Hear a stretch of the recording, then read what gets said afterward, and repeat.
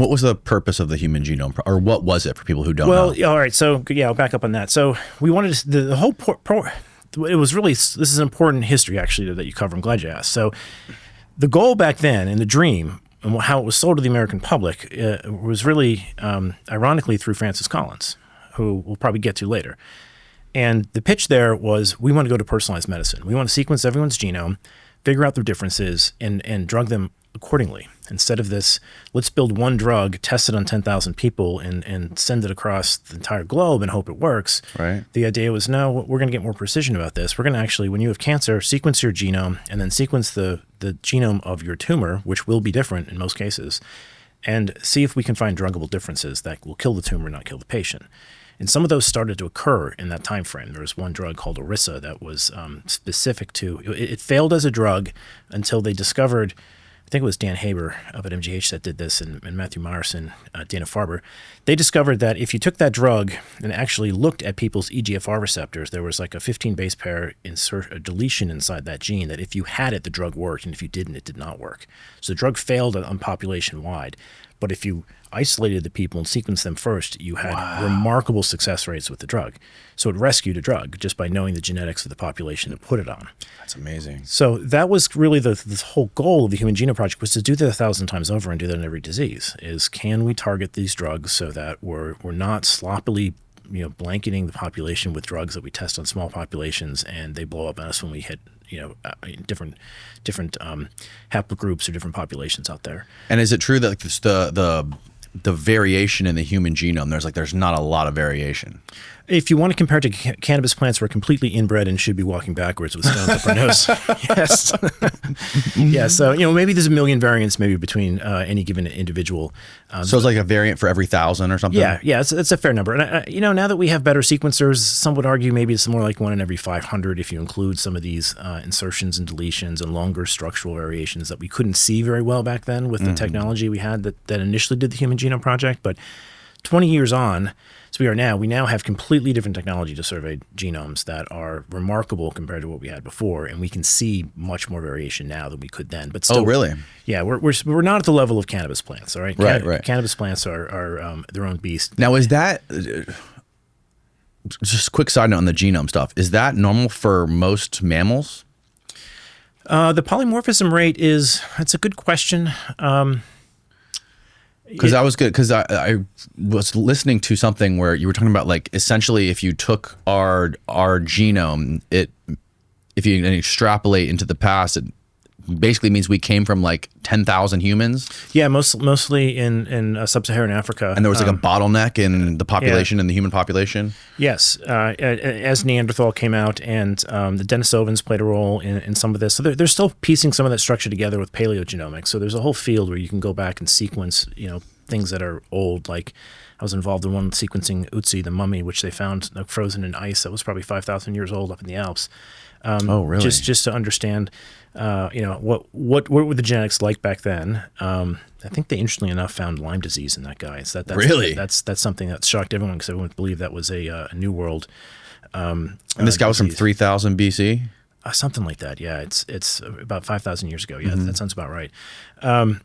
There's another Pablo. What's Pablo's last name? There's a really good paleogenomicist I'm forgetting, but I think he may have even gotten a Nobel Prize, so I should know this, but it'll come up. But he has done a lot of work in developing the methods that make it possible to sequence DNA that's that old. Because when DNA gets that old, it tends to break down in a particular manner, in a predictable manner, and you have to be aware of that in order to sequence it. And he's been very good at getting woolly mammoth to sequence and a variety of old things, so you can begin to this guy put that back together. Svante Pabo, there he is. Yes, I forgot his first name. So yeah, he's a real pioneer in being able to do this type of work. But that helps bring the picture back. But you're right, we are a diaspora that came through a bottleneck, and which is one reason why many people on the Genome Project were.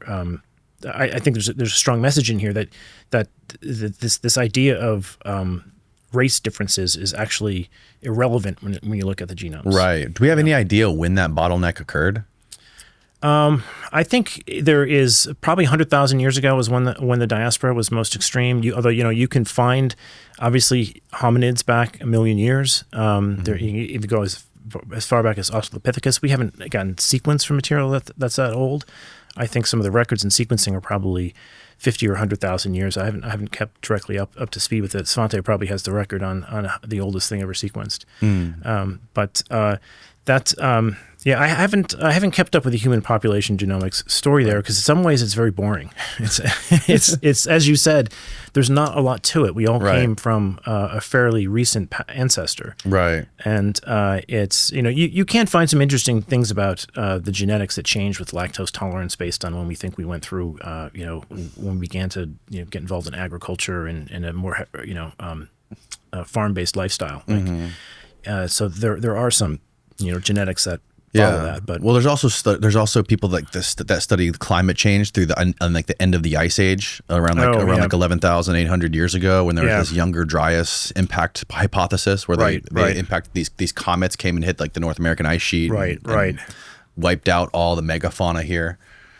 But I mean, that wouldn't be enough destruction, and that wouldn't be enough to bottleneck the population down to 10,000. No, I mean, the thing that's really unique about humans is that we're very adaptable when we can move. And as a result, I think you'll find that our genomes aren't nearly as complex as plants. Plants are sessile, so they're stuck. When the environment changes, they can't run away from it. They have to carry a lot more genomic tricks in their bag to compensate for it. Right. So, in fact, there's a very good, an interesting piece of work I'd forward you to from David Sinclair, who works on a lot of this longevity stuff. Yeah. He was digging around in the xenohormesis field, which I think is fascinating. It's kind of an intersection of cannabis and human genetics, and that plants, as we became agriculturally centered as a society, and this has probably happened long before that occurred, but plants have this capacity of making secondary metabolites that signal to the organisms that eat them and spread their seed around. They give them information about the environment. So a lot of the secondary metabolites that you'll find in plants when they're stressed will signal to the organism that consumes them to prepare with caloric restriction. So you'll see many of the compounds that hit the rapamycin pathway and the mTOR pathway are polyphenols and flavonoids and things plants create when they're stressed out. Whoa! So this is one of these. This is something we pay attention to in the cannabis field, because if you want to get very diverse chemotypes of plants, you can't grow them in perfectly happy environments. Like you actually want to stress them to some extent so that you get anthocyanins to come up. When you stress them, you tend to get different terpene profiles. You tend to get the cannabinoids are coming off that same pathway. And how would you stress them? Well, in some ways, you never let them see pollen. That makes them stressful. Okay. So they end up growing really large flowers waiting for pollen. So the way to get the highest THC loads are to never let them see pollen, at least for the females. And you can also do it with light cycles. You can do it with temperature and pH and other types of treatments in the soil that will alter its actual secondary metabolite profile, so you get a different chemotype from the plant.